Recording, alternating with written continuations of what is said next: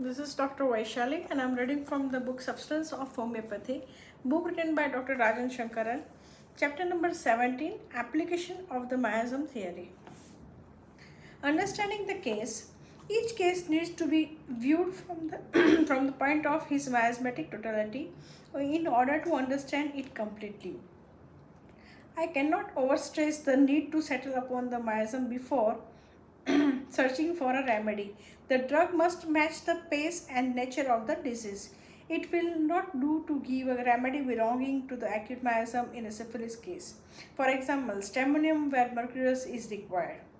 The characteristic symptoms of the case are those which represent the delusion of the patient. The delusion will have an acute psoric, psychotic or syphilitic element. The acute component of the delusion are what he feels outside of him that is urgently threatening. Example, pursued by the animal. The panic which he has to react to save himself. Example, desire to escape.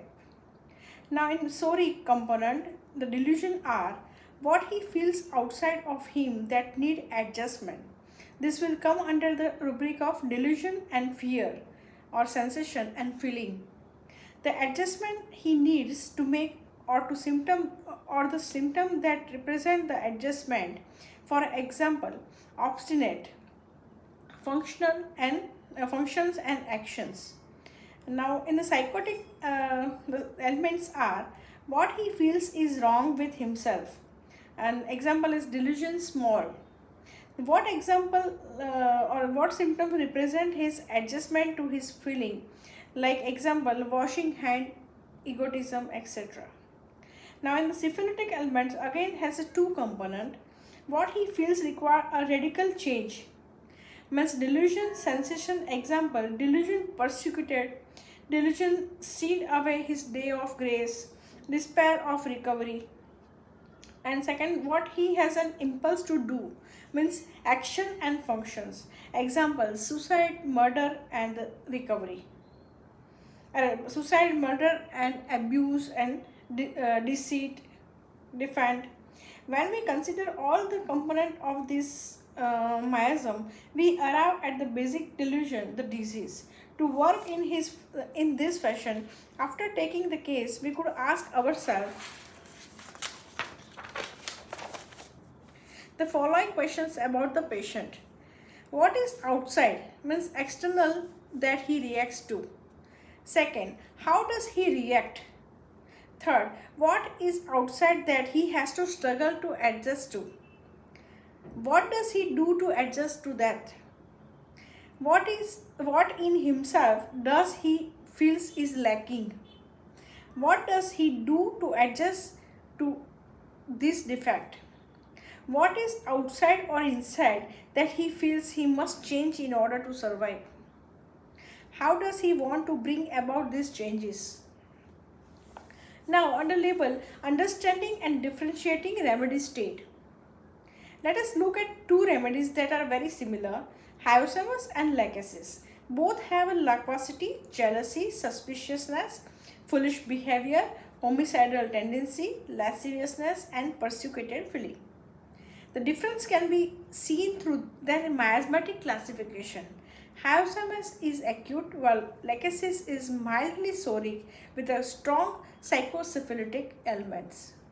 By this way, we mean that the delusion of hyoscyamus is an external problem. His wife is trying to poison him or run away with someone. The fault is not his and there is nothing he can do but react with a suspiciousness, threat and homicidal and violence. While lachesis on the other hand has the delusion that not only is there a threat from outside in term of competitions but also that he is lacking.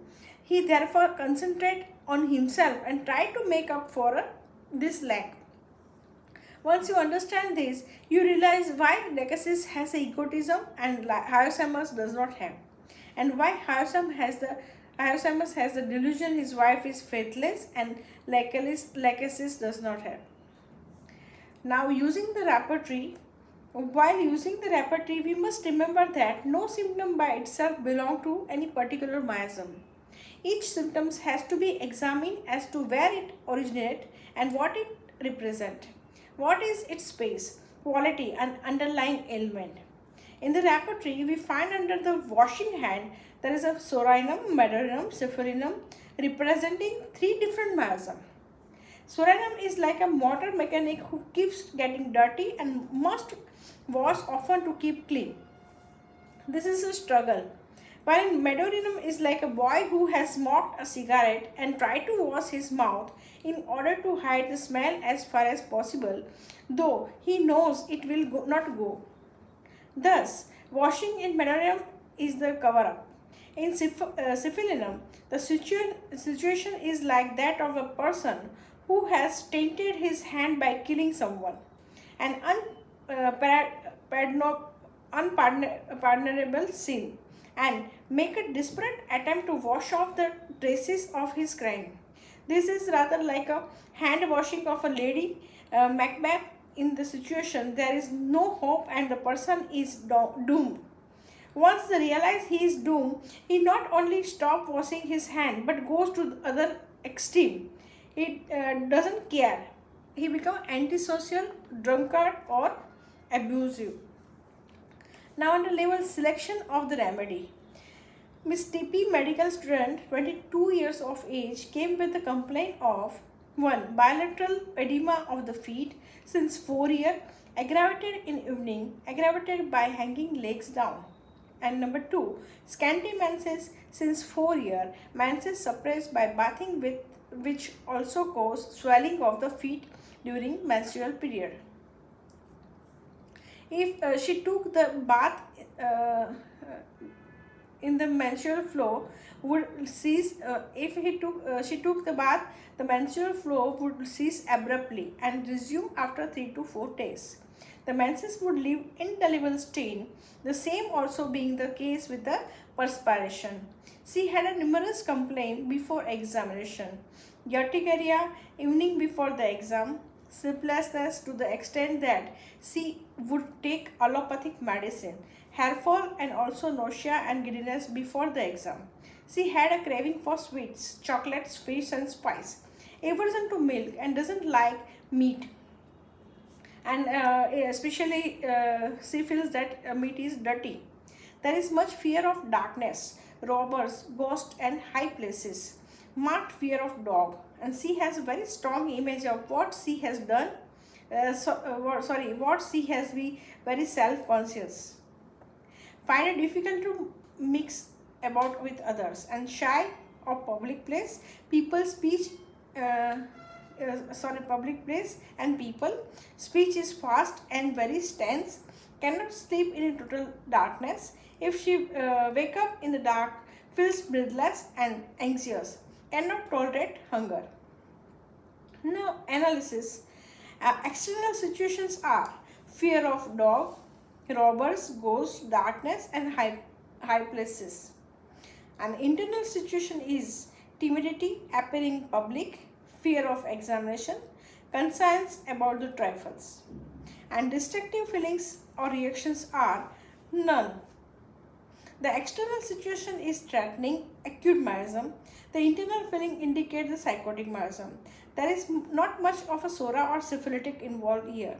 In the routine prescription, the first group of symptoms would have led to a prescription of stramonium or a closely related drugs. The second group of symptoms would have led to the silicea. From an understanding of the miasm, we know that the drug must have both the acute as well as psychotic aspect necessarily. Thus, an order to evaluation of the symptom might give a secondary place to acute and psychotic aspect, and this may consequently be left out in the repertorial process. However, when we search for a drug which has both, example, an acute treat from an animal force, we may not be able to get the exact rubric, but fear of dog, but it is necessary to find a drug having a similar threat inside, and the psychotic is the deficient, feeling related to examination, etc. We find the Ethiopia synepium was given to that patients with a very satisfactory response. And rubric were anxiety, darkness aggravate, timidity appearing in public, fear of examination, delusion dogs seize, and the respiration difficult, darkness in, menses suppress bathing from. This is the manner in which we could proceed in selecting the remedy. Evaluation of the symptom uh, is not doubt important, but in this process we must remember that the most characteristic symptoms are those which point definitely towards the miasm. And now, under prognosis, once we understand the miasmatic element in the case, we can anticipate the outcome of the case with great certainty.